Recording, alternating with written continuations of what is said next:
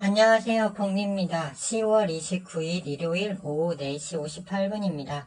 어제 미중 정상회담 개최 소식이 떴어요. 그래서 이게 시장의 호재가 될 거라고 말씀드렸는데, 이따가 설명드리겠지만 일단 개최 여부가 불투명하게 됐습니다. 그래서 호재가 아직 아니고요. 따라서 기존 시장 흐름대로 하락 추세 이어가는 시황을 유지하겠습니다.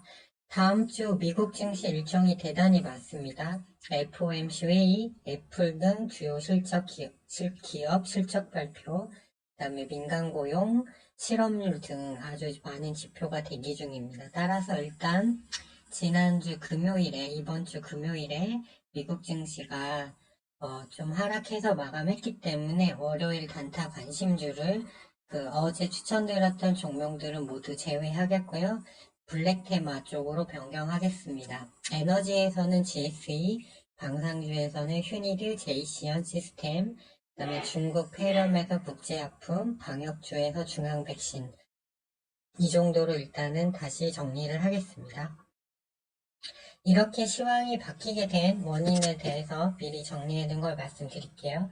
시장에는 2대 악재가 존재하기 때문에 지난주 화요일부터 시장의 장후반 급락 가능성을 계속 지지난주죠. 그때부터 말씀을 드렸어요. 국채금리는 일단 국채시장 발행 관점, 국채가 발행되는 시장의 관점에서 한번 볼 필요가 있는데요. 11월, 12월 장기채 발행액이 아직 너무 많고요. 바이든 대통령이 추가 요청한 예산안이 통과되면 발행량이 더 증가합니다. 우크라이나, 이스라엘 지원안이 되겠죠. 미국, 연준, 는 채권을 지금 매도 중이고 중국도 채권을 매도 중이에요. 그래서 발행량보다 수요량이 적어서 추가 이자를 지급하게 됨에 따라 10년물 국채금리가 오름 추세입니다. 물가적 측면입니다. 미국 기준금리는 5.25%예요. 물가가 내려갈 확률이 높아져야 국채금리가 하락하는데 반대의 경우는 상승하겠죠. 일단 국제유가입니다. 러우전쟁, 28 분쟁이 변수인데 현재 브렌트가 90불대입니다. 유가가 내려와야 되는데 유가가 올라가면 여전히 물가가 잘 안 내려오겠죠. 그리고 고용시장 실업률은 3.6%로 완전 고용 수준입니다.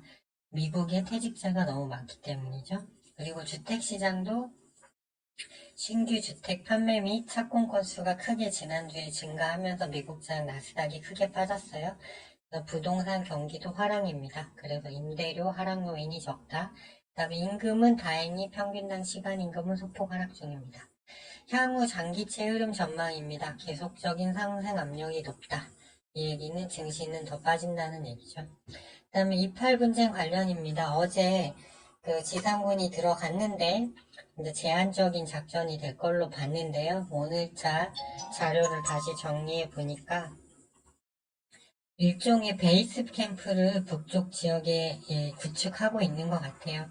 인질 구출을 위한 압박 카드이기도 하지만 가자지구와 이스라엘 국경 사이에 완충지대를 만든다는 것이 지금 이스라엘의 계획이에요. 한국의 DMZ와 유사한 구간이거든요. 따라서 이스라엘은 전면전이 아니라고는 하고는 있지만 조금씩 전진하더라도 시간을 두고 천천히 가자 전역을 점령하는 전면전의 가능성이 좀 높은 것 같습니다. 지금으로서는. 그리고 이란 대통령이 이스라엘이 레드라인을 넘었다고 아까 속보로 떴고요. 헤즈볼라 시리의 반군에 이스라엘 공격 가능성이 좀 더 높아졌습니다. 터키, 사우디 등 아랍 국가들도 팔레스타인 지지로 뭉치는 모습이에요. 그렇기 때문에 또 키프루스 지역 원유, 천연가스, 강물 이권이 또 걸려 있습니다. 그래서 기존에 예측했던 대로 단기간에 끝나지 않고 시장을 지속적으로 괴롭힐 가능성이 좀 높아졌어요. 다만 반대로 미국이 이제 우크라이나 전에서 발을 뺄 확률은 그만큼 더 높아진 겁니다. 그러니까 그 부분은 또 참고하셔야 하고요. 이번 주 증시 일정 보면 실적이 있어요. 실적과 경기지표 발표를 합쳐서 보시면 월요일 소피파이 실적 발표가 있고요.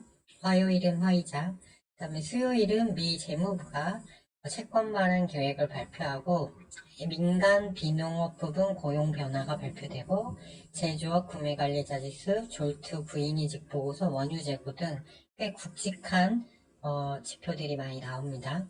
그리고 목요일은 애플 실적 발표가 있고 기준금리가 결정되고 이후에 이제 연설이 나오겠죠. 그다음에 신규 실업수당 청구 건수도 발표되고요. 금요일은 평균당 시간임금, 그다음에 이제 ADP 비농업 부분 고용 변화는 민간 자료인데 이제 정식 자료 비농업 고용 지수가 나오고요. 실업률이 또 나옵니다. 그렇기 때문에 고용과 관련된 것들, 금리와 관련된 거, 그리고 기업 실적, 특히나 애플이 제일 중요하겠죠. 그래서 변수가 너무나 많다.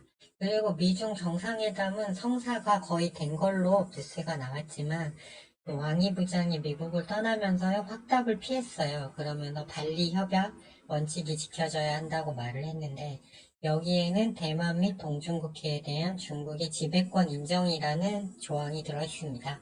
하지만 이거를 미국이 들어주지 못할 조건이 대단히 많고요. 그 사이에 반도체 규제 완화를 중국은 원하겠지만 반도체 추가 제재라든가 이런 악재가 나오면 회담이 깨질 가능성이 존재하는 것 같아요. 그래서 오늘자 기사를 보면 회담 성사까지 첩첩산중이다, 미지수다, 뭐 이런 톤의 기사가 많이 나왔습니다. 그래서 어제 시황은 요즘은 시황이 하루하루 다르기 때문에 일단 이거는 증시에 큰 호재가 되지 못할 것 같아서 화장품, 반도체 쪽 관심, 월요일날 단타 관심으로 제시해 드렸던 거는 다 제외를 해야 될 것 같아요. 다음 주 증시 전망입니다. 위에서 살펴봤듯이 너무 변수가 많아서 변동성이 큰 장세 흐름이 예상돼요. 나스닥이 많이 내려온 자리는 맞지만 추가 가능성은 언제든지 존재합니다. 국내 증시 월요일 일단 다우가 1% 정도 하락을 했고 S&P 500도 0.8% 하락, 나스닥의 경우 1.2%까지 상승하다 0.38% 낙폭을 축소해서 약세 마감했기 때문에 일단은 국내 증시 흐름이 월요일 좋지 않을 걸로 보여져요. 그리고 필라델피아 반도체 지수도 0.8%밖에 오르지 못했죠. TSMC는 오히려 빠졌습니다. 그래서 당초 단타 관심주로 어제 올려드렸던 화장품에서 마녀공장 코리아나 반도체에서 HPSP, 그 다음에 IT에서 포시에스, 전선에서 LS전선 아시아는 일단 모두 보류 의견을 드리고요. 블랙테마에서 에너지에서 GSE, 방산에서 휴니드 제이시언 시스템, 중국 페럼에서 국제약품 정도만 일단은 단타 종목 후보로 놓고 단타를 치시고 난 후에는 반드시 100% 현금 유지 전략으로 넘어가는 게 좋아 보입니다. 이 나스닥 일간 차트인데요. 이 상승 추세 라인 하단을 깨고 여기를 뚫지 못하고 계속 내려가면서 기존 하향 추세 속에 있는 지지 라인을 깨고 내려와 버렸습니다. 그래서 그 하향 채널, 하향으로 내려가는 추세를 저점을 연결한 선에서 일단 반등이 살짝 나왔는데 여기서 이걸 깨고 두 번째 라인까지 여기까지 내려갈 가능성이 일단 좀 생긴 것 같아요. 그러기 때문에 RSI는 엄청 바닥 수준인 건 맞지만 그래도 이런 가능성이 일단 있다. 그러기 때문에 섣불리 증시 반등을 예측해서는 안 될 것 같고요. 나스닥 일간 차트를 보시면 여기 이제 RSI는 많이 내려온 거는 맞습니다. 하지만 아까 설명드렸듯이 이 라인을 깨고 2단 하락, 이제 두 번째 저점을 연결한 구간까지 더 내려올 수 있는 상황이 생겼다고 일단은 보여져요.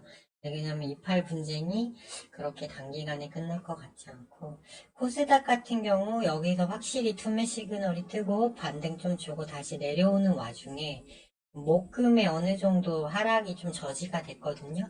그러면서 다시 투매 시그널이 뜨는 구간까지 공간이 좀 생겼습니다. 그렇기 때문에 이제 밑으로 좀 많이 내려올 수도 있겠고요.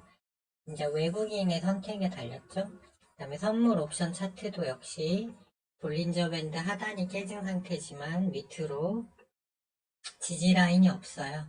그렇기 때문에 여기서 더 밀리면서 투매 시그널이 떴을 때 주 후반에나 반등이 나올 수 있다. 그런 자리로 일단은 이해를 하시는 게 맞는 것 같습니다. 네. 이 30분봉도 보면 여기 투매 시그널이 뜨려면 좀 더 이게 내려와야 되니까 월요일에 좀 밀릴 가능성이 생긴 것 같고요. 이거는 나스닥 선물이 내일 오전 7시에 시작하고 국내 선물은 8시 45분경부터 움직이기 때문에 선물 쪽 흐름을 확인하면 어느 정도 방향성이 나올 것 같습니다. 그래서 이쪽은 이제 솔브레인 홀딩스 이런 거, HPSB 마녀공장 코리아나 뭐 이런 거, 포시에스 이런 거 다 제외하겠습니다. 다 제외하고 이제 이쪽이 블랙테마인데요. 이쪽에서 중앙백신 60분봉 보시면 하락하다 금요일날 윗꼬리 달고 밀렸는데 이 검은색 21일평이 60분봉상 정배열이고 15분봉상으로 11,500원 깨지 않으면 여기서 한번 위로 더 틀 수 있겠고요. 휴니드 같은 경우도 아직 이 60분봉은 아직 60일 이동 평균선을 돌파하지 못했지만 여기서 찌그락거리다 위로 한번 올라갈 수도 있다. 그래서 7,800원, 7,900원대를 지지하면 장중에 지수가 더 빠지면 위로 한번 튈 수 있습니다. 그 다음에 에너지 쪽에서는 GSE가 차트가 제일 좋아요. 60분봉, 15분봉 다 좋아서 얘도 4,440원 깨지 않으면 위로 한번 쳐줄 확률이 생긴 것 같습니다. 그 다음에 국제약품 같은 경우는요, 이미 60분봉상 음봉이 크게 나와서 21선까지 보면 5,260원이에요. 5,260원인데, 여기서 아래 꼬리 달고 올라갈 수도 있고, 아니면 더 내려오면, 5,000원 부분까지 터치했다가 여기서 다시 장 상황에 따라서 올라갈 수도 있으니까 추세는 좋지 않습니다. 하지만 일단 후보로 놓고 볼 필요성은 있겠다. 왜 그러냐면 일봉상으로 아직 완전 죽진 않았거든요. 그 정도 보시면 될 것 같고 코어라인 소프트는 예정대로 잘 갈 것 같아요. 왜 그러냐면 바이오 제약주들이 어찌됐든 시장이 밀릴 때 좀 선방했고 그 다음에 금요일날 시간에서 바이오 제약 쪽 종목이 상승률이 많이 나온 게 많았거든요. 그래서 얘는 시장이 좋든 안 좋든 일단 탄력적으로 좀 가지 않을까 이렇게 생각을 하고 있습니다. 시황이 매일매일 급박하게 돌아가니까요. 되도록 당일 단타를 끝내셨다면 현금을 보유하고 넘어가서 다음날 미국장이 마감된 걸 확인한 후에 매매하시는 거를 추천드리겠습니다. 예, 지금까지 수고 많으셨고요. 청취해주셔서 고맙고요. 다음 주도 모두 좋은 성공 투자하셨으면 좋겠습니다. 그러면 저는 내일 오후 한 5시쯤에 마감 시황을 갖고 다시 찾아뵙도록 하겠습니다.